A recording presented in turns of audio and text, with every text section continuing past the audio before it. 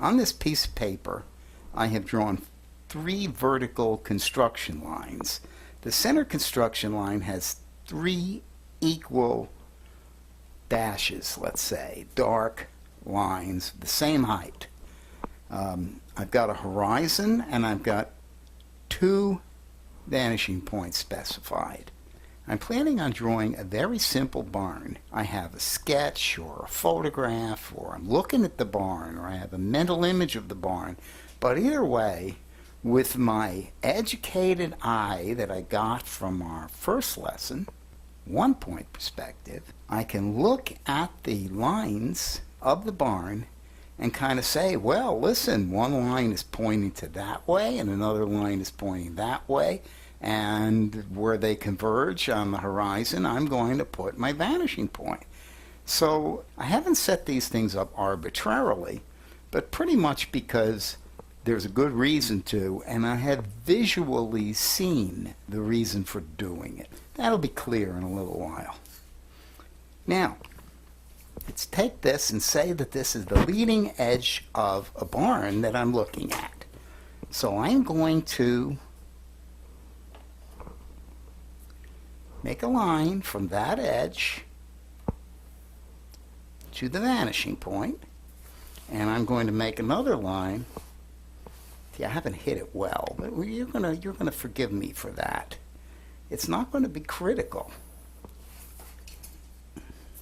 What we now have is a shape specified over here that's going to be one side of the barn.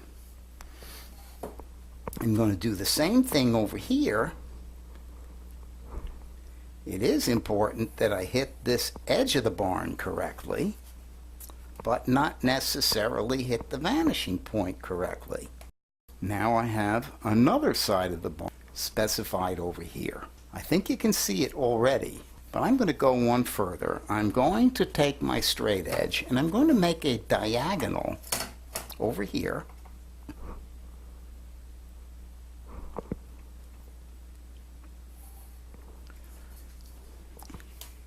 And another here.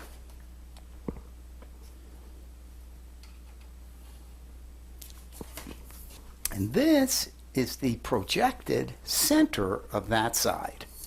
So what I'll do with that is I'll make another construction line using that, put that here, and now I'll just say, well, look here, I'm just going to draw this kind of freehand. I'm going to assume that the barn, the roof of the barn, goes like this.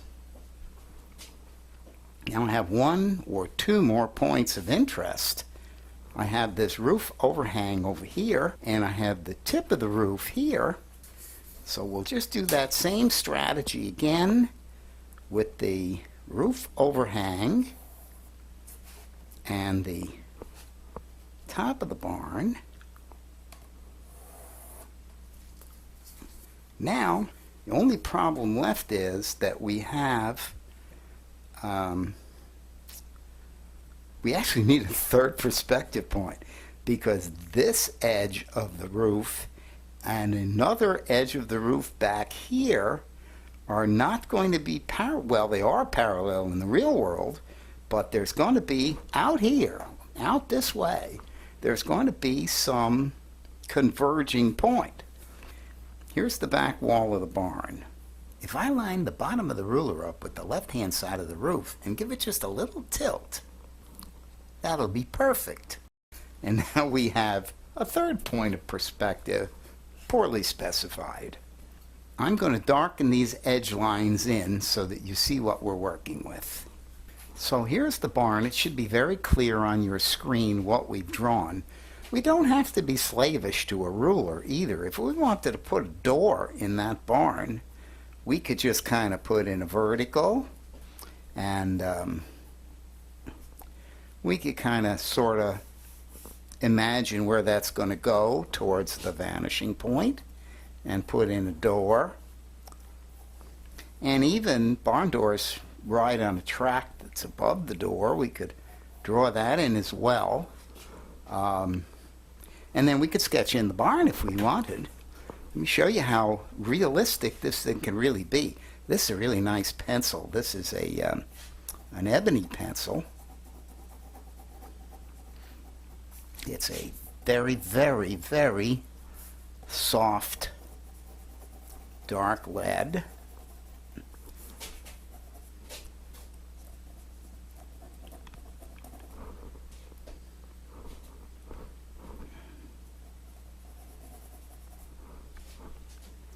We could put a window up in here.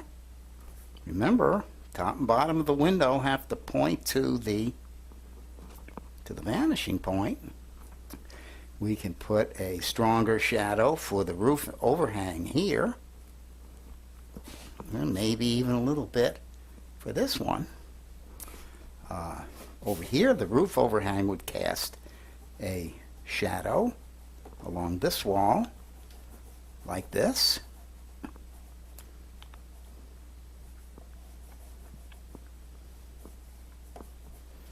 The doorway would be, let's say, wide open.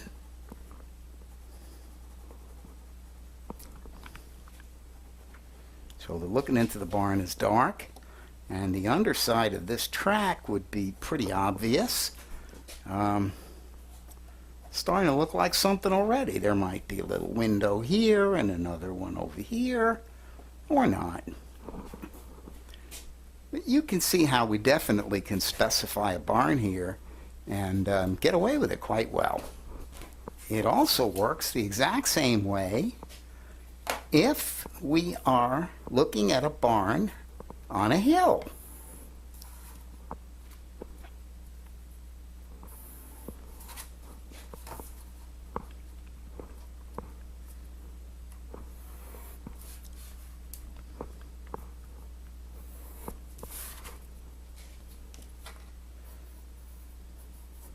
Here's the same roof overhang, but this time we can actually see under the roof. The roof overhang will also go to the vanishing point. Whoops, missed the vanishing point, didn't I? But the top of the roof will be invisible because it's hidden by the barn. I'm going to darken this one in for you as well. Well, and here we are. We can see clearly the barn. As a matter of fact, what's bothering me is that I don't see the bottom of the barn. I should see a line coming here and another one going here to finish off the bottom. But in fact, what we've got is a barn up on a hill, so we wouldn't see the bottom of the barn. And realistically, this is every bit as good a barn as that one, only it's seen from below. I'm going to do the exact same thing over here. Let me make it look a little better, a little more realistic.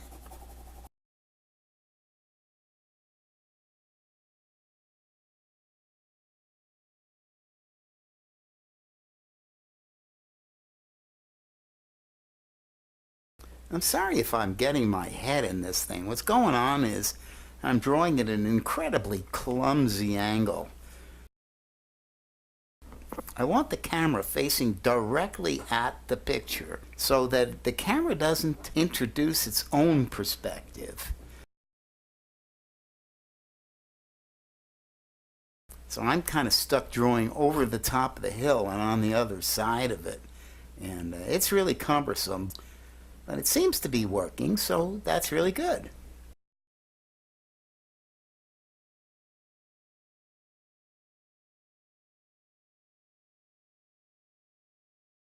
And maybe there's a window here and another one here. Same barn, different angle, works the same way. Finally, let's do something that I'll bet you've already figured out what I'm going to do. I'm going to come from the bottom of this line here to the vanishing point, from the top to the vanishing point, from the bottom to the vanishing point, from the top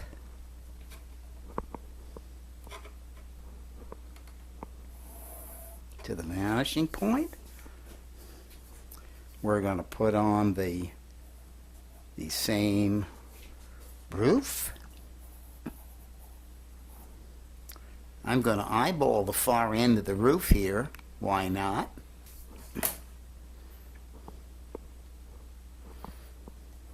Here to here. Here to here. And there's our same barn. Let me just check that I do have a, yeah, we're fine. This line and this line are converging up there somewhere. This is very much the same quality barn as we had before.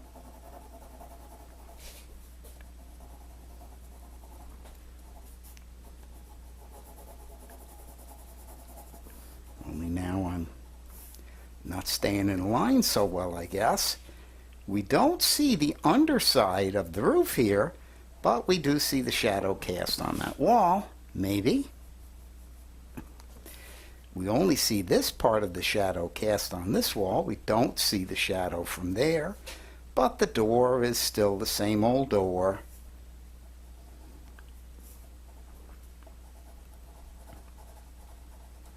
And the rail and the window.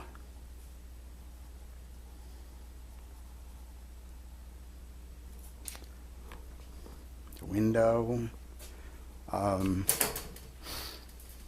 darken this one in just for the extra lines, and you'll see what we have here. Okay, well, I darkened them in, but I forgot to give you this window here. As a matter of fact, I forgot to give it to you a couple of times. But here it is here, and here it is here. I love this lesson because I've given it to my 3 sons, I guess, when they were about 6 years old. And all 3 of them don't care to paint or anything, but they sure can draw if they need to express themselves.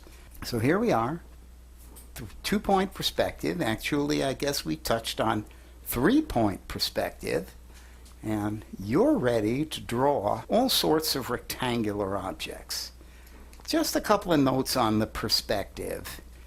If we had moved this point further out, then we would move ourselves further to the left so we'll see more of this side of the house.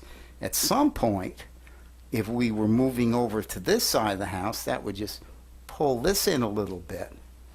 But there's a huge latitude in where you put these things.